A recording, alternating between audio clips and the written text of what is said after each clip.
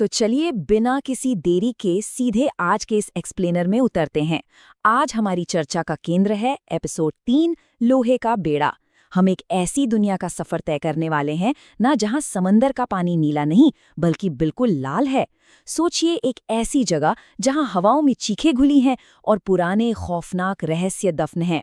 सच कहूं तो ये सफर सांसें थाम लेने वाला है, क्योंकि हम मशहूर रेड वाटर्स यानी लाल पानी की उस खौफनाक किंवदंती में जा रहे हैं जहां से आज तक कोई लौटकर वापस नहीं आया। अब सवाल ये है कि एडमिरल वारो की असली विरासत आखिर है क्या? ये सवाल कहानी के बिल्कुल दिल तक ले जाता है। जब कैप्टन जैक का जहाज गोल्डन मार्लिन इस लाल पानी में दाखिल होता है तो एक बात तो साफ हो जाती है कि ये रंग किसी कुदरती करिश्मे का नतीजा बिल्कुल नहीं है। दरअसल 60 साल पहले ठीक इसी जगह पर एडमिरल कैस्टानो के 7 जहाज एक ही रात में डूब गए थे। ऐसा कहा जाता है कि अनगिनत नाविकों की आत्माएं आज भी इस पानी में कैद हैं। इसी वजह से ये समंदर कभी साफ नहीं हुआ। ये एडमिरल वारो के उन क्रूर फैसलों की बस एक छोटी सी झलक है जिसने इस पूरे समंदर को एक कब्रगाह में बदल दिया। उस गहरे लाल रंग को देखकर कैप्टन जैक के चेहरे से उसकी वो हमेशा वाली मशहूर मुस्कान एकदम गायब हो जाती है। वो उन भूली बिसरी आत्माओं को देखकर एक बहुत गहरी बात समझ जाता है कि ये वो लोग थे जो किसी और के सपने के लिए, किसी और के लालच के लिए इस पानी में बलि चढ़ गए। और बस यहीं ठीक इसी पल जैक ये तय करता है कि वो किसी का मोहरा नहीं बनेगा। वो अपनी मंजिल का रास्ता खुद बनाएगा, चाहे जो हो जाए। चलिए आगे बढ़ते हैं। भाग 1, एल डियाब्लो नेग्रो, लोहे के बेड़े का आगमन। लाल पानी के उस धुंधलके से अचानक एक खौफनाक परछाई उभरती है। एल डियाब्लो नीग्रो, कैरेबियन का सबसे बड़ा, सबसे खूंखार जहाज। गोल्डन मार्लिन से 2 गुना बड़ा, बिल्कुल काले रंग का, जिसके मास्ट पर लोहे की मुट्ठी का झंडा लहरा रहा है। सच में ये साक्षात मौत थी जो उनकी तरफ बढ़ रही थी। और यहाँ सबसे दिलचस्प बात क्या है? इन 2 कैप्टन्स का आमना सामना। एक तरफ हैं कैप्टन जैक, जो उम्मीदों के सहारे चलते हैं, जो थोड़े लापरवाह हैं और हर खतरे का सामना बस एक मुस्कान के साथ कर लेते हैं।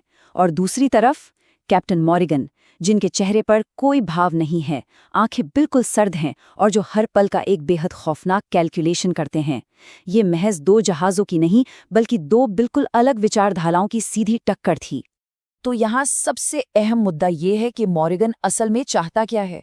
मॉर्गन के केबिन के अंदर एक बेहद तनावपूर्ण माहौल में बातचीत शुरू होती है। मॉर्गन बताता है कि उसने कुख्यात लाल डगना का खजाने का प्रस्ताव ठुकरा दिया है।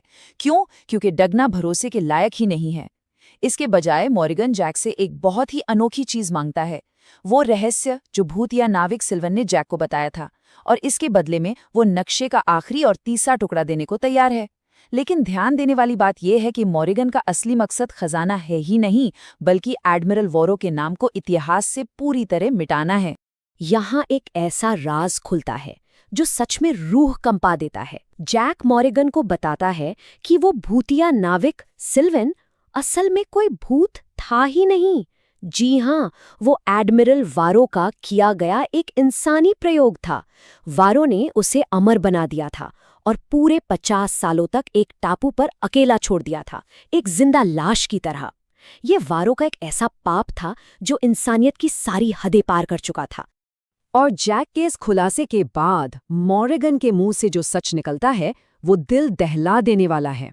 मॉरिगन, जो कैरेबियन का सबसे खूंखार डाकू है, वो भी वारो का एक पाप ही है। जब मॉरिगन महज 3 साल का एक मासूम बच्चा था तो वारो ने उसे एक प्रयोग के तौर पर समंदर में बिल्कुल अकेला छोड़ दिया था, सिर्फ ये देखने के लिए कि क्या बिना इंसानी संपर्क के एक बच्चा अपनी इंसानियत खो देता है।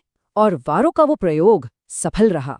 मॉरिगन एक ऐसा इंसान बन गया जो चीजों को समझता तो है लेकिन कुछ महसूस नहीं कर पाता। ये दिल दहला देने वाला सच कहानी को पूरी तरह पलट देता है। अब ये सफर किसी खजाने के लालच का रह ही नहीं गया। जैक की टीम और वो पत्थर दिल मॉरिगन दोनों एक ही मकसद से जुड़ जाते हैं, और वो मकसद है एडमिरल वारो की इस क्रूर विरासत को, उसके नाम को हमेशा हमेशा के लिए समंदर की गहराइयों में दफन करना। अब आते हैं भाग 2 पर। पहेली सुलझ गई, एक असंभव रास्ता। इसी के साथ डील पक्की हो जाती है। जैक नक्शे का तीसरा टुकड़ा लेता है और अपनी केबिन की मेज पर लाल डगना का टुकड़ा, गहराई के रक्षक का टुकड़ा और मॉर्गन का टुकड़ा जब इन तीनों को एक साथ मिलाता है तो एक नया ही रास्ता उभर कर सामने आता है। एक ऐसा रास्ता जो लाल पानी के ठीक नीचे से होकर जाता है।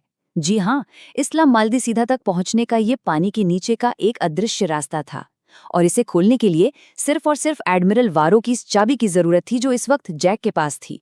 बढ़ते हैं भाग 3 की तरफ, लाल डगना का कहर। लेकिन इससे पहले कि वो लोग कोई ठोस योजना बना पाते, हालात अचानक पलट जाते हैं। लाल डगना के 3 भारी हथियारों से लैस जहाज आंधी की तरह लाल पानी में दाखिल होते हैं और सीधा हमला बोल देते हैं। और यहीं पर जैक की रणनीतिक बुद्धिमत्ता देखने को मिलती है। ये सिर्फ ताकत की लड़ाई नहीं थी। जैक एल डियाब्लो नेग्रो के भारी शरीर को अपनी ढाल बना लेता है। वो पूरी रफ्तार से अपने छोटे और तेज जहाज को डगना के जहाज के बिल्कुल करीब से गुजारते हुए तोपे दागता है। पर सबसे चौंकाने वाला पल वो था जब जैक अपनी जान जोखिम में डालकर डगना के तीसरे जहाज का रास्ता काटता है, सिर्फ इसलिए ताकि वो मॉर्गन को एक सीधे हमले से बचा सके। कमाल का कदम था ये। युद्ध के बाद का ये नज़ारा बहुत कुछ बयां करता है। डगना के तीनों जहाज पूरी तरह तबाह हो चुके हैं।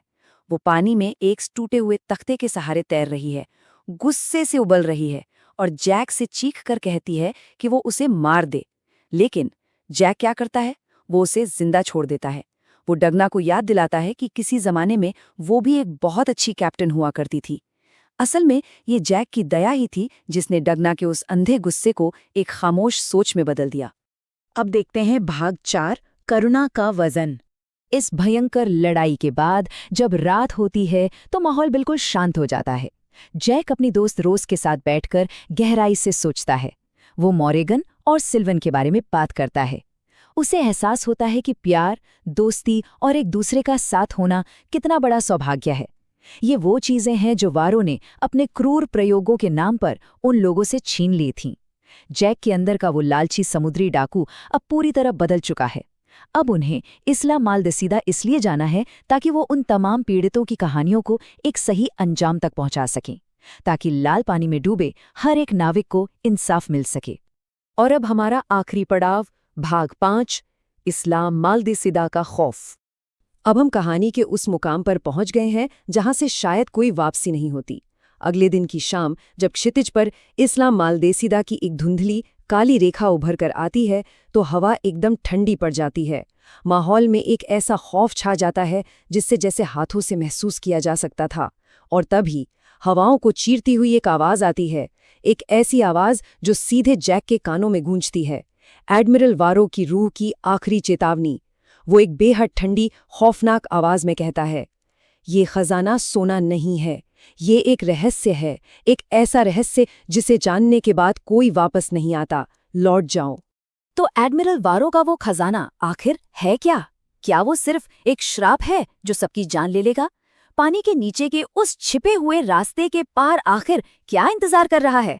जैक ने चेतावनी के बावजूद अपना सफर तो जारी रखा है, लेकिन इस खौफनाक रहस्य का अंत क्या होगा, ये तो अब वो समुंदर की गहराइयां ही तय करेंगी।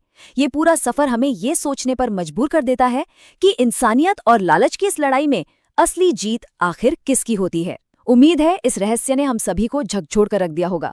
इस एक्सप्लेनर में बस इतना ही। आगे क्या होता है ये जानने के लिए हमारे साथ बने रहिए।